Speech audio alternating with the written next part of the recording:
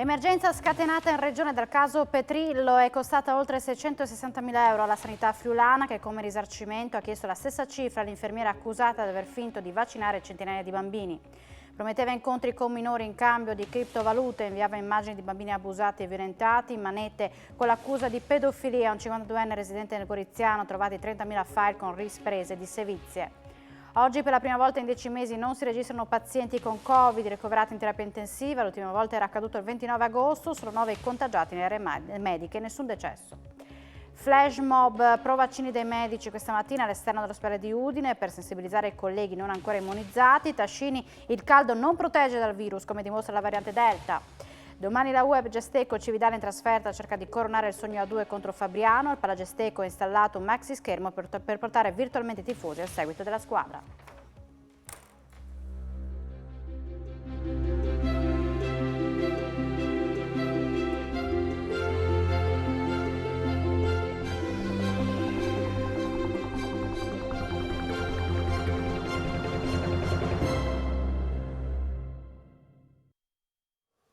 Buonasera, ben ritrovati, un nuovo appuntamento con l'informazione di Telefriuli. Ammontano a 662.000 euro i danni patrimoniali calcolati dall'ASU Friuli Centrale per l'emergenza vaccinale nata dopo il caso Petrillo. La cifra è stata chiesta davanti al giudice penale come risarcimento dell'azienda sanitaria all'infermiera accusata di aver finto di vaccinare centinaia di bambini. Oltre 662.000 euro. A tanto ammontano i danni patrimoniali calcolati dall'azienda sanitaria universitaria Friuli Centrale per l'emergenza nata dopo lo scoppio del caso Emanuela Petrillo, l'infermiera accusata di aver finto di vaccinare centinaia di bambini tra Treviso, Udine e Codroipo. Il tema è emerso davanti al Tribunale Collegiale di Udine, presieduto da Paolo Milocco, quando è stata chiamata a testimoniare Donatella Fiappo, responsabile dell'azienda sanitaria nata nel 2020 dalla fusione dell'ex azienda per l'assistenza sanitaria 3 Alto Friuli, che comprendeva Codroipo all'epoca dei fatti, e dall'azienda sanitaria universitaria di Udine. La testimone ha spiegato le modalità con cui sono stati calcolati i costi per il personale sostenuti dall'ex azienda 3 per l'emergenza. Stando alle cifre elaborate, per medici, assistenti sanitari e amministrativi sono stati spesi 172.000 euro, 120.000 dei quali per la somministrazione dei vaccini e 13.000 per il numero verde. Nel complesso, per l'ex azienda dell'Alto Friuli è stato calcolato un danno di disservizio di 565.000 euro, ai quali vanno aggiunti 97.000 euro dall'ex ASU di Udine, per un totale di 662.000 euro. Cifra questa che la sanità friulana ha chiesto come risarcimento per il danno patrimoniale a Petrillo davanti al giudice penale. Durante l'udienza in tribunale sono stati sentiti anche l'ordinario di statistica dell'Università di Udine Luigi Pace e Maria Rita Forgiarini, che nella task force costituita per affrontare l'emergenza si occupò del coordinamento di infermieri e assistenti sanitari. Forgiarini ha raccontato le difficoltà incontrate soprattutto nel primo mese di lavoro, quando il personale dovette riallacciare il rapporto con le famiglie, talmente sfiduciate da arrivare a filmare le vaccinazioni e registrare le parole degli operatori. Il clima pesante determinò lo spostamento di 3 assistenti che non sopportavano l'impatto emotivo delle proteste dei genitori. Nella prossima udienza, fissata per metà settembre, comincerà l'audizione dei testi della difesa. Prometteva incontri con minori e inviava in cambio di soldi virtuali immagini di bambini e anche infanti abusati e violentati. Manette un uomo di 52 anni residente nel Goriziano, l'accusa è di pedofilia.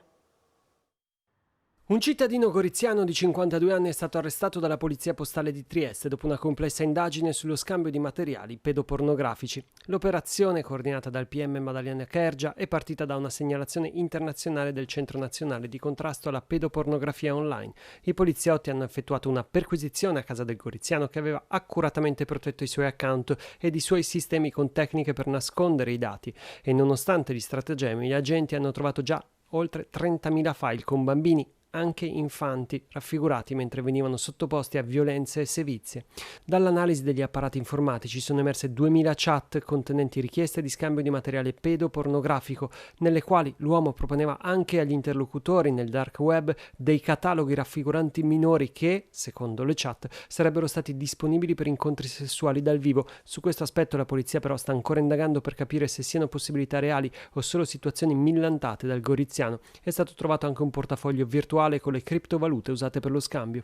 Nella stessa operazione sono stati denunciati un cittadino di Padova e uno di Napoli che erano in contatto con il 52enne per un possibile incontro con minori di 14 anni per scopi sessuali e nell'altro a ricevere materiale pedopornografico. La Postale ha registrato dallo scoppio della pandemia un aumento dei reati di pedofilia del 132%, con un aumento però dei denunciati del 90%. Un uomo di 64 anni, Carlo Gressani, è morto dopo essere scivolato lungo un dirupo a località Cazzaso Nuova mentre camminava in direzione della borgata di Sezza nel comune di Tolmezzo. Originario di Lauco, risiedeva con la famiglia nel capoluogo carnico che è stato trovato dal figlio intorno alle 13. Non è escluso che all'origine della caduta che lo ha fatto rovinare in un torrentello ci sia un malore. Sul posto i vigili del fuoco SAV di Tolmezzo, la Guardia di Finanza SAGF, che ha coordinato le operazioni di recupero della salma insieme a volontari del soccorso alpino e ai carabinieri. A supporto Gressani lascia la moglie e 3 figli.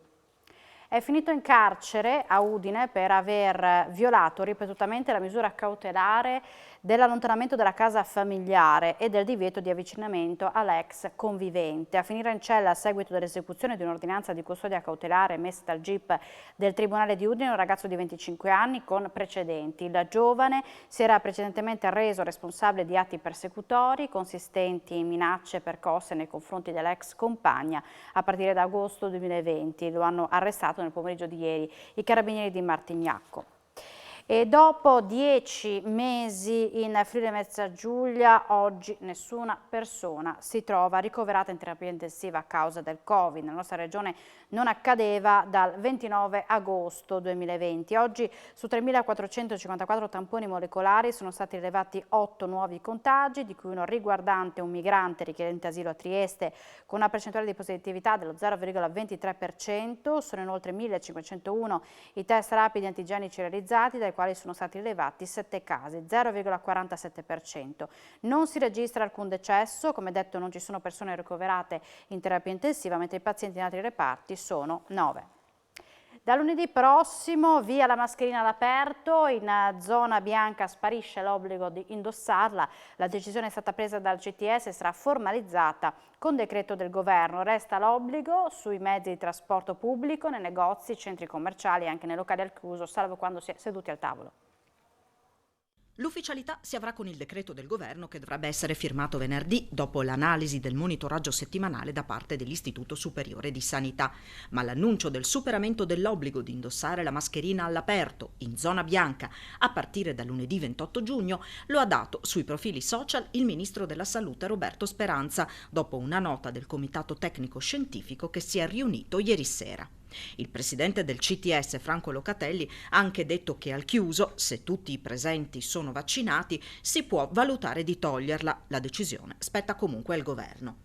Il via libera è arrivato dopo che gli esperti si sono trovati d'accordo in merito al fatto che la circolazione del virus è bassissima all'aperto.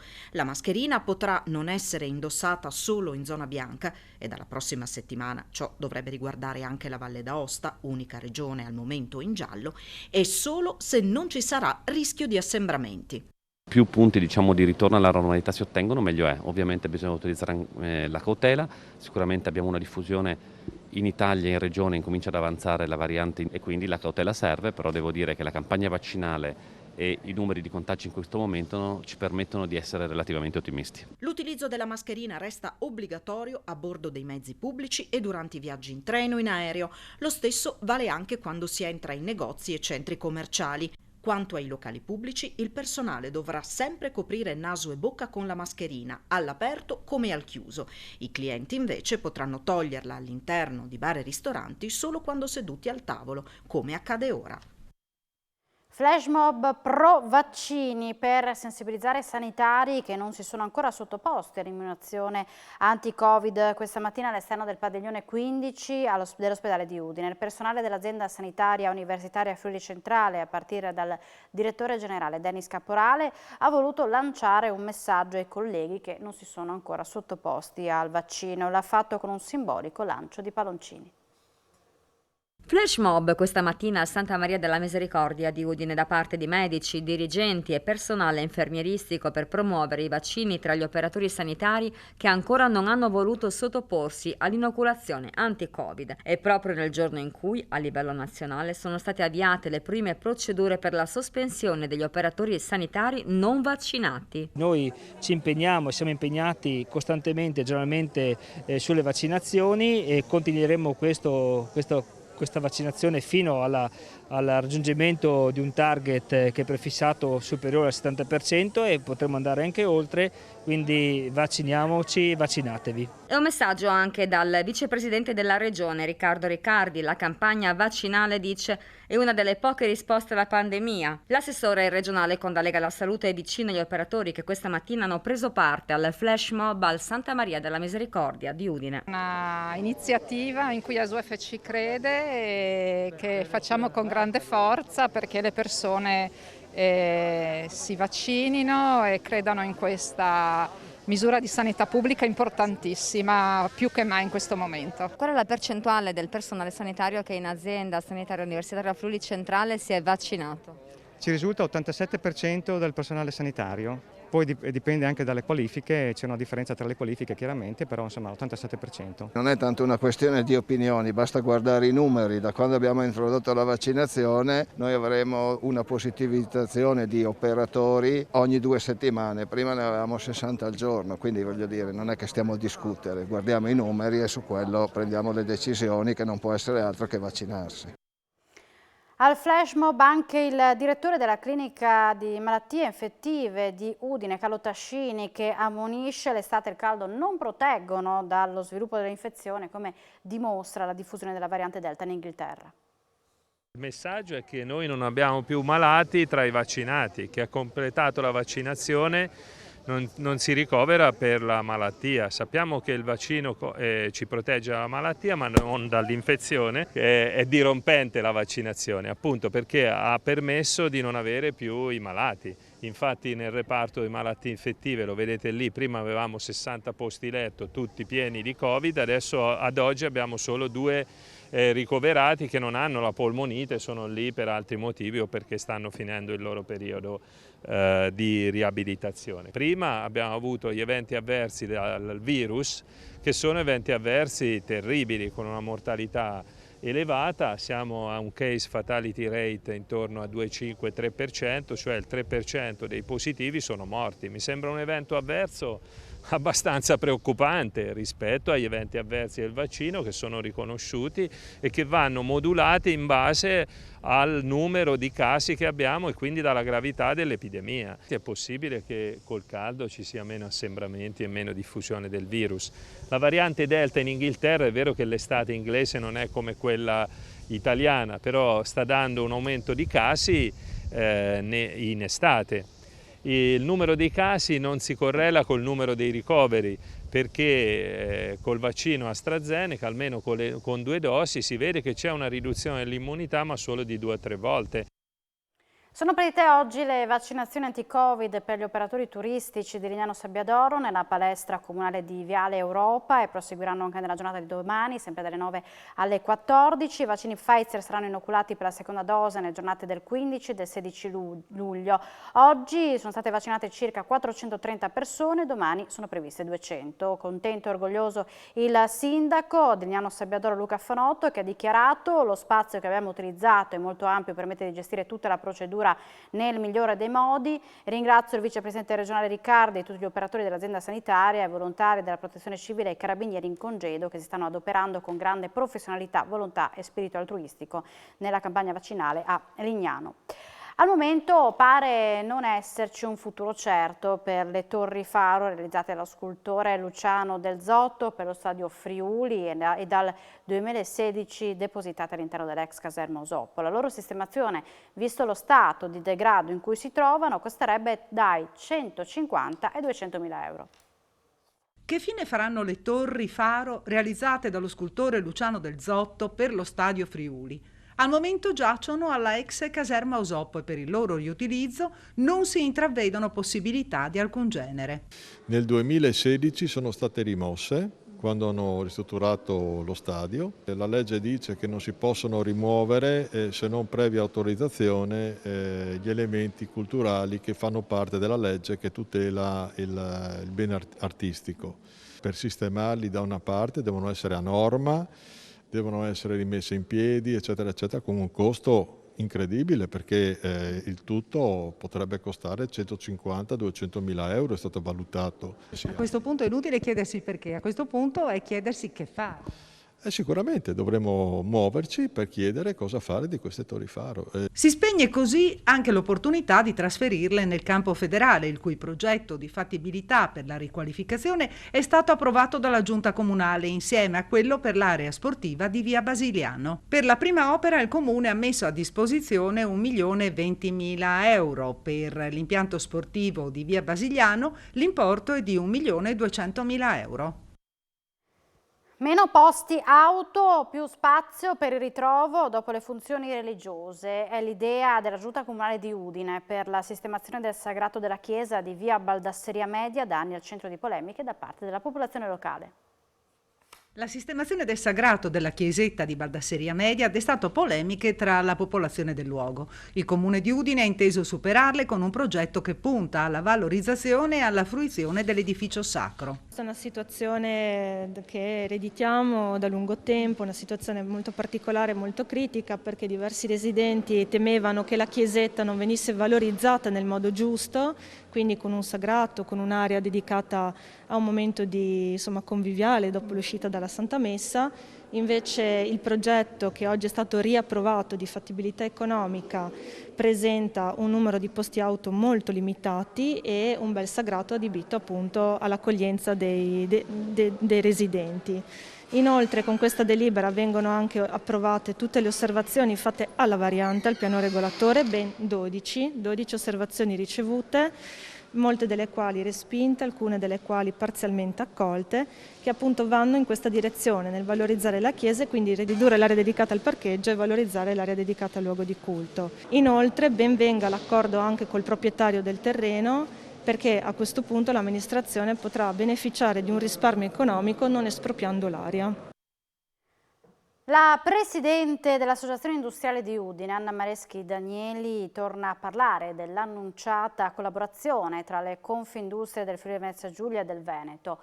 Prima si razionalizzino le territoriali della nostra regione, ribadisce, ricordando che il primo a firmare un protocollo di aggregazione fu 12 anni fa Alessandro Caligaris. Da parte nostra, pieno supporto a concludere la razionalizzazione delle Confindustrie in Friuli Venezia Giulia. Tra l'altro, non farlo potrebbe essere mal interpretato e soltanto successivamente valutare se e come procedere con le altre Confindustrie del Pentagono. Lo scrive in una nota la Presidente dell'Associazione degli Industriali di Udine, Anna Mareschi Danieli, tornando sull'annunciata ipotesi di forme sovraterritoriali del sistema della rappresentanza, delle quali discuteranno domani le associazioni regionali del Friuli Venezia Giulia e del Veneto. Il progetto di regionalizzazione delle territoriali Confindustrie industriale del Friuli Venezia Giulia nasce da molto lontano, scrive Mareschi Danieli. Il primo a firmare un protocollo di aggregazione fu il presidente Calligaris nel 2009. A seguire il processo furono poi i presidenti Fantoni, Luci e Tonon nel 2017. Sono quindi passati 12 anni, evidenzia la presidente dell'Associazione Industriale di Udine, da quando abbiamo pianificato questo obiettivo comune. Nel 2020 si è conclusa l'aggregazione tra le territoriali di Pordenone e quella della Venezia Giulia. Poco dopo si sono approntati i documenti dell'accordo per completare il progetto integrando anche Udine, operazione che però non ha ancora trovato conclusione. Siamo certamente dispiaciuti che non si sia ancora concluso l'iter di Confindustria regionale Friuli Venezia Giulia, che una volta fatto ci consentirebbe di valutare in maniera coerente un team up con le Confindustrie di più regioni, ad esempio quelle che sono parte del Pentagono dello Sviluppo, come da definizione del professor Carraro della Fondazione Nord-Est. Tra l'altro pare che anche in Veneto ci siano problemi simili ai nostri e che contrastino con l'unificazione regionale. Mareschi Danieli nella nota evidenzia come il processo di regionalizzazione debba avvenire in accordo con Confindustria Roma e nel rispetto dello statuto dell'associazione, così come richiamato dal Collegio Speciale dei Provviri Confederali in una lettera di qualche mese fa rivolta a Confindustria Friuli Venezia Giulia, che annullò le deliberazioni dell'ultimo Consiglio di Presidenza regionale. Mareschi Danieli ricorda che l'ultimo Consiglio di Presidenza ha richiesto continuità al Presidente uscente in maniera unanime. La stessa opinione è stata successivamente appoggiata dal Consiglio Generale. Secondo le regole statutarie, conclude la Presidente dell'Associazione Industriale di Udine, si potrà ottenere la proroga del Presidente in scadenza nel caso di assenza di candidati qualificati per la carica in questione. Insomma, tutto secondo procedure statutariamente previste. Innovazione, formazione e ricerca. Un accordo decennale è stato firmato questa mattina tra l'Università di Trieste e il gruppo PMP, l'azienda di Cosiano leader nella meccanica. La collaborazione è stata voluta per far crescere gli studenti e implementare la ricerca, strumento chiave per essere competitivi sul mercato del settore elettrico, elettronico ed elettromeccanico. Innovare, questo è il punto alla base dell'accordo sottoscritto tra l'Università di Trieste e PMP Group, azienda leader nel settore dei circuiti idraulici chiusi. L'operazione prevede una collaborazione decennale da un lato per l'utilizzo dei laboratori all'avanguardia di un ITS, dall'altro la formazione degli studenti. Come sappiamo tutti il mondo si è globalizzato e purtroppo l'innovazione corre velocemente, cioè non è che gli altri paesi stanno rimanendo indietro, quindi la capacità è quella di correre più degli altri, essere davanti a questo mercato che sta andando molto veloce, altrimenti il rischio è quello di essere travolto. Oggi le sfide del mercato si vincono attraverso un'innovazione molto spinta, si vincono attraverso delle tecnologie molto avanzate e per questo c'è necessità di una grossa collaborazione con l'università, mettere vicino il sapere accademico col sapere industriale. L'operazione consentirà a pubblico e privato di interagire in maniera costruttiva. Noi ci troviamo in un momento della nostra storia che può rappresentare, o anzi deve rappresentare una svolta. Arriveranno risorse dall'Europa, non possiamo però contare solo su quelle e la collaborazione del pubblico col privato è una dei pochi asset da cui non possiamo prescindere. Le attività previste dall'accordo, coordinate da Alberto Tessarolo per un ITS e Andrea Bonera, direttore tecnico commerciale di EPMP, prevedono la modellizzazione, simulazione e ottimizzazione di dispositivi elettromeccanici, lo sviluppo di tecniche di diagnostica predittiva e progettazione di sensori, oltre alla creazione di strumenti software per il monitoraggio e il mantenimento da remoto dei veicoli. Ed ora andiamo a Pordenone, dove la ripresa si fa sentire in modo positivo negli scambi all'Interporto, che ora è pronto a dar vita a magazzini polmone per lo stoccaggio delle materie prime.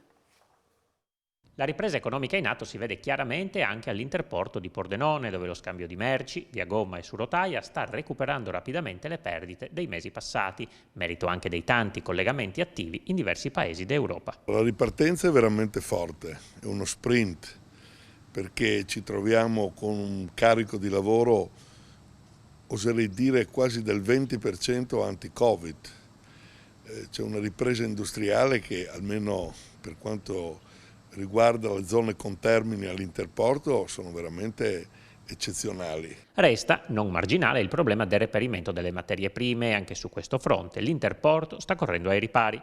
Attrezziamoci, e in questo Interporto sta provvedendo a creare dei magazzini polmone per le materie prime. È un anno che lo vado dicendo e finalmente comincio a essere ascoltato. Ascoltare vuol dire creare la sensibilità del mondo produttivo verso questo tipo di settore. Al centro in grosso si guarda anche al futuro. In quest'ottica è andato in scena un incontro con David Graham, co-founder della società Diplomatic Rebel, che ha tratteggiato le chiavi sul fronte dell'innovazione. Bortolussi infine tranquillizza i residenti di Pordenone che si sono lamentati chiedendo l'installazione di pannelli fonoassorbenti per i rumori creati dall'Interporto. Se c'è un problema, e questo lo stiamo verificando, Interporto si adopererà in tutte le maniere per risolvere il problema stesso e dare tranquillità e serenità ai cittadini. La Regione ha deciso di unire in un unico tavolo tecnico diverse realtà enogastronomiche e turistiche del nostro territorio per creare una struttura unica di promozione e valorizzazione. Nasce così Board Enogastronomico Friuli Venezia Giulia, presentato oggi dagli assessori regionali Bini e Zanier.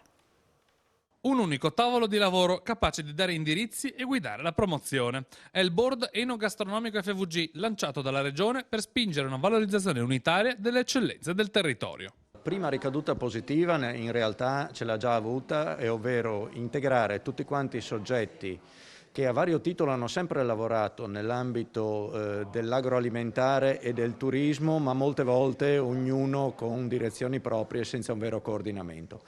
avere un unico momento di confronto sulle strategie, sulle progettualità, aiuta poi a realizzarle, dove ognuno può mettere le proprie competenze a disposizione rispetto a uno schema condiviso. Noi a inizio mandato avevamo un obiettivo, quello di mettere a sistema tutti quelli che sono gli stakeholders, tutte quelle che sono le competenze presenti in Regione, e la conferenza di oggi lo ha certificato. Abbiamo creato un board sull'enogastronomia, io assieme al mio collega Zanier stiamo, come dire, cercando di dare delle linee di indirizzo che sono assolutamente seguite dai vari attori protagonisti. Ecco, in Friuli Venezia Giulia arrivano sempre più persone qualificate e soprattutto alto spendenti, perché noi abbiamo anche un obiettivo, oltre che a portare le persone da noi, anche far sì che qualcosa rimanga nel territorio.